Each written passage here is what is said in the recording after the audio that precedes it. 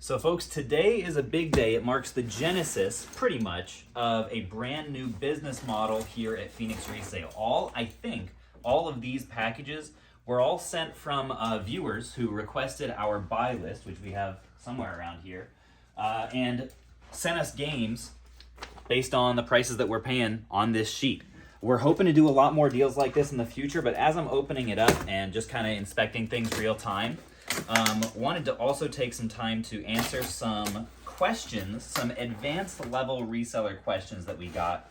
Oh, and one of our lights is immediately out. Advanced level reseller questions that we got from the video game reseller Discord.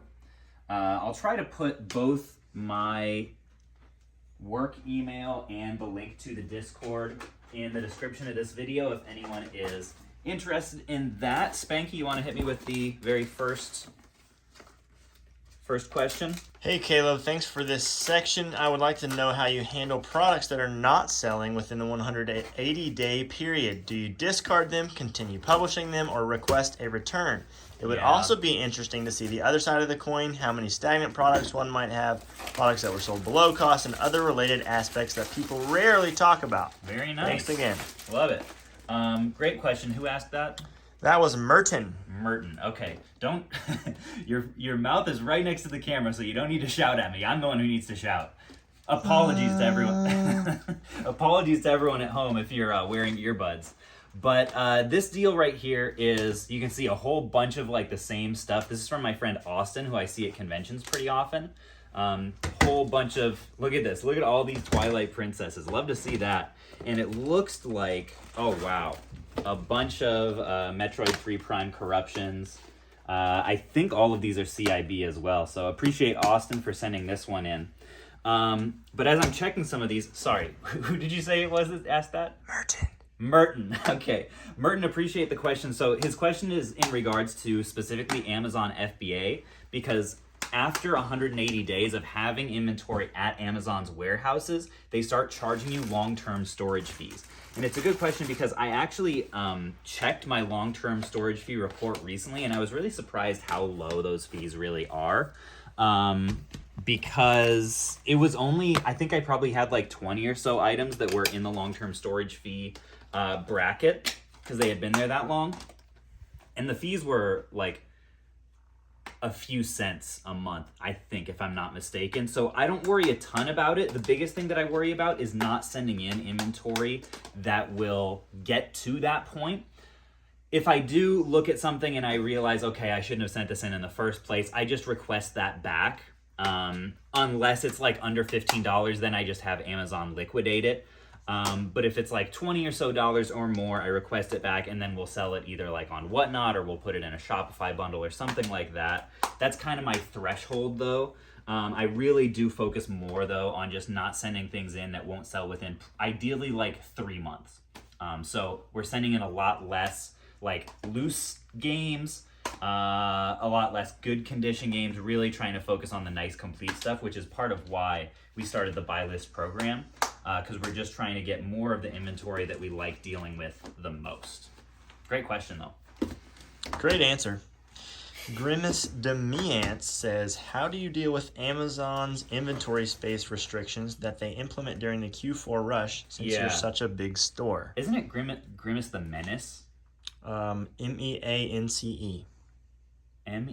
Wow, I totally thought it was Menace the whole time. Folks, my reading disabilities aside, I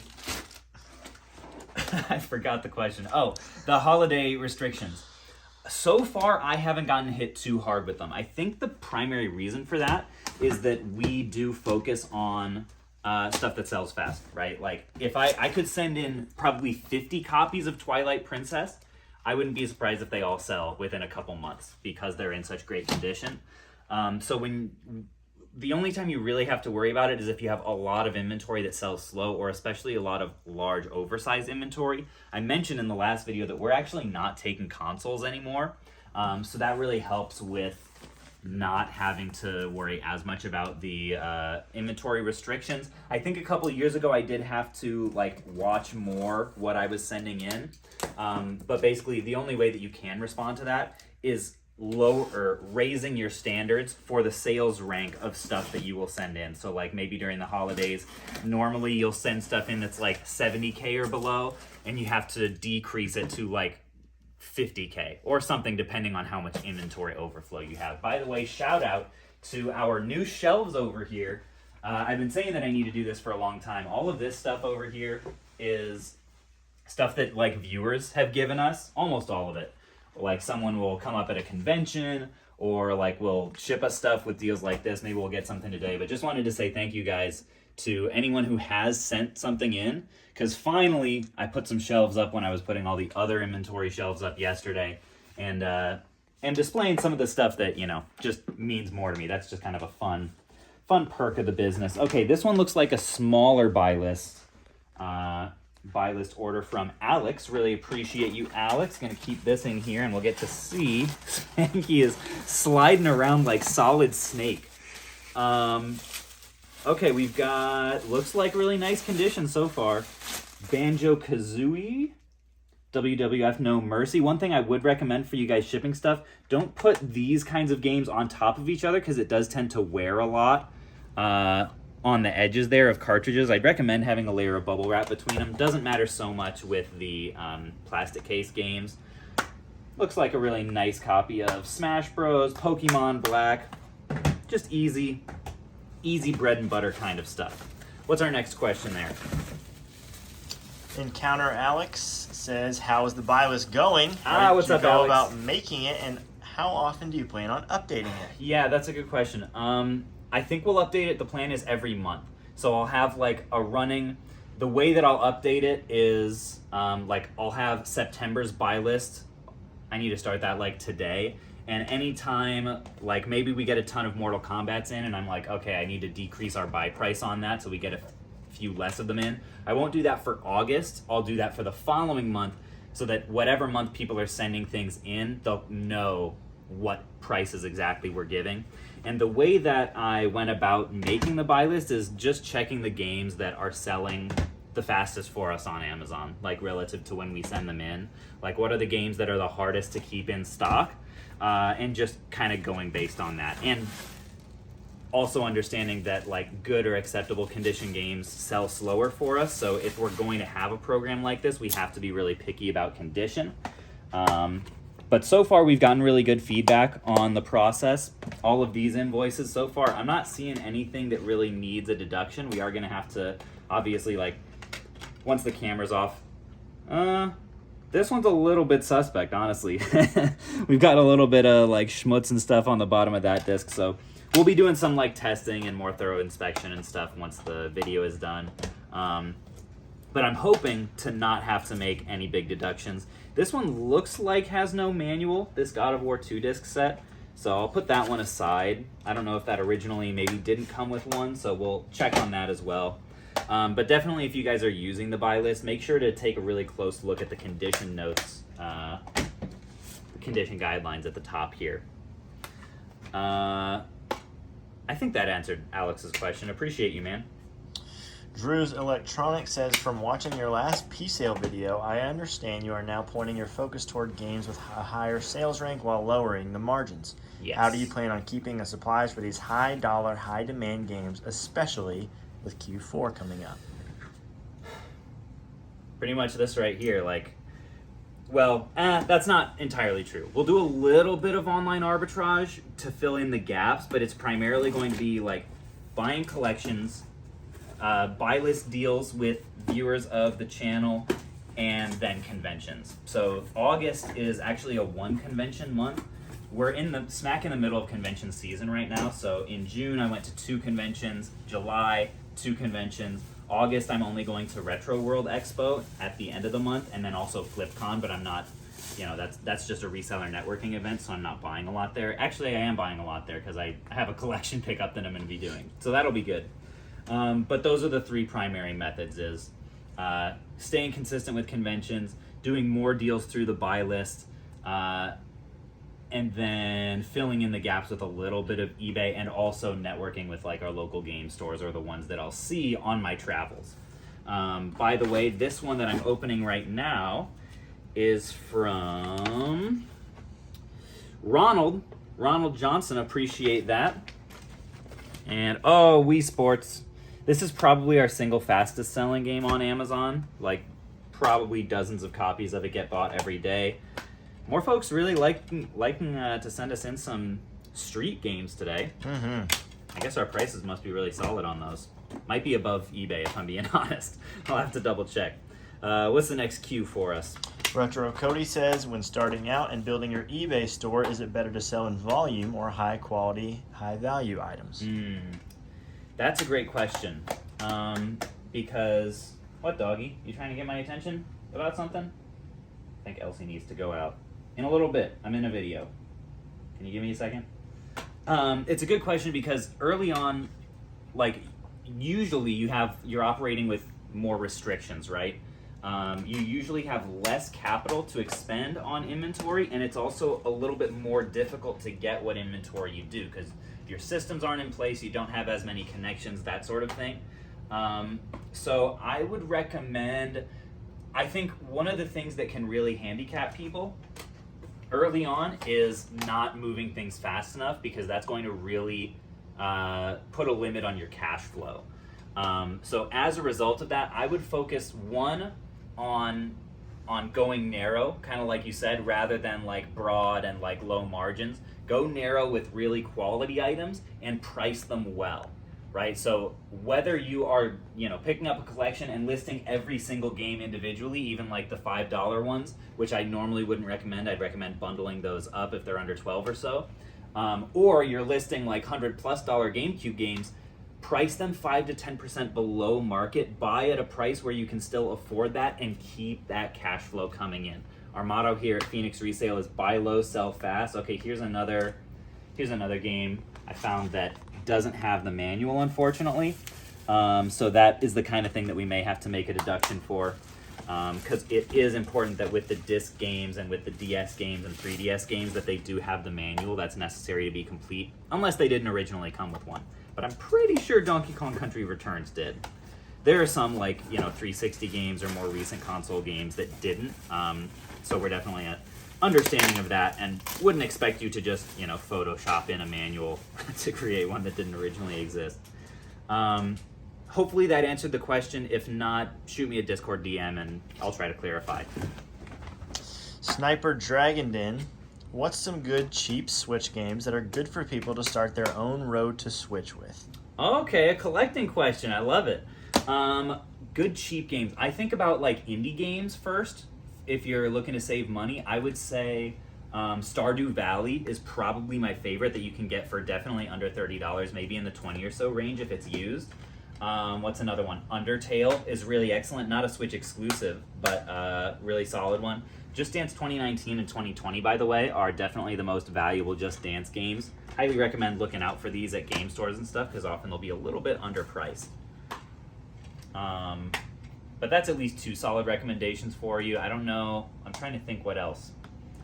I was going to say Celeste, but that is probably honestly still in the 30 range, maybe a little bit higher. Really nice condition on these, by the way. Who is this? Ronald? Appreciate seeing the nice disc conditions, Ronald.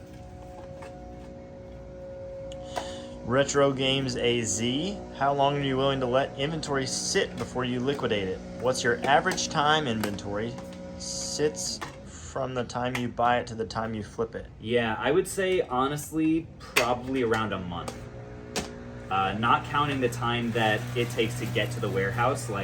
I would say the average game is selling within a month or so.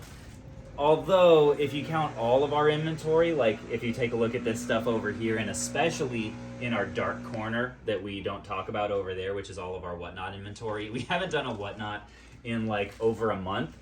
And that stuff has all been sitting there probably for an average of 3 months. So definitely longer. If you count all of our inventory, so you average those two out, maybe it's probably closer to 2 or 3 months, for literally everything we get. But we really put a priority on moving things quickly, and a luxury of being in the video game category is if you price stuff 5 to 10% below market, like I've been talking about, it will sell very quickly. You can sell inventory basically as fast as you want, based on the kinds of percentages that you're willing to go off of retail. So I would definitely take advantage of that. Gonna sound like a broken record, but folks, gotta buy low, sell fast. Money positive here at Phoenix Resale. Retro Cody is back. He says, do you publish inventory at a specific time each day or week or at random? Do you find there's better results on certain days to publish inventory? Boy, that sounds like more of an eBay question than Amazon, because when we're listing on Amazon FBA, sorry for the mower noise out there. When we're listing on Amazon FBA, like our stuff doesn't go live the same day. It'll probably be like a week or more before it's actually live and in the Amazon warehouse. So for us, it's totally sporadic, totally doesn't matter. I wish I had more experience with eBay and could shed a little bit of light in terms of time of day on there. I know that, for example, Daily Refinement gets super tactical with that kind of data. So his channel might be one to watch to answer those kinds of questions. Grimace Demiance is back. Do you have any tips on growing on Whatnot? I find it easier to sell my clothes part of the business on there, but it's hard to keep people staying in my streams. Interesting, yeah. I definitely do. I have to preface it with the fact that, like, because I have the social following, my experience is not necessarily representative of most people on the platform. However, I do think that the skills that I learned from YouTube translate. Holy cow. Okay, looks like this was an invoice. I don't want to give away any personal information here, but this is coming from Brian, and it looks like it's the old buy list. So we switched up the format here. This is July's, and this is August, because this just saves a bunch on ink and is a little bit easier to print. This is like okay, it's not that bad. He also included some sort of a book in here. I was like, how many pages is this invoice? Brian, appreciate the deal. Looks like this one is a $532 deal. And the book included the Dapper Dinosaur Adult Coloring Book. How did you have I mentioned that as a kid I was obsessed with dinosaurs? I probably have. It's not. Look at this. It's all literally Dapper Dinosaurs. We're going to have to put this up on the shelf over here. Appreciate you, Brian. Whatnot tips. One big thing that I would say that will set you apart and help you sell more per hour is fully utilizing both the buy it now and the auction part of Whatnot. Too many streamers that I see are in there, and either they have, like, a lot of them don't list anything ahead of time. We may experiment with doing that, but like if you're new, like have pictures of everything, have prices for everything, the actual titles for the games,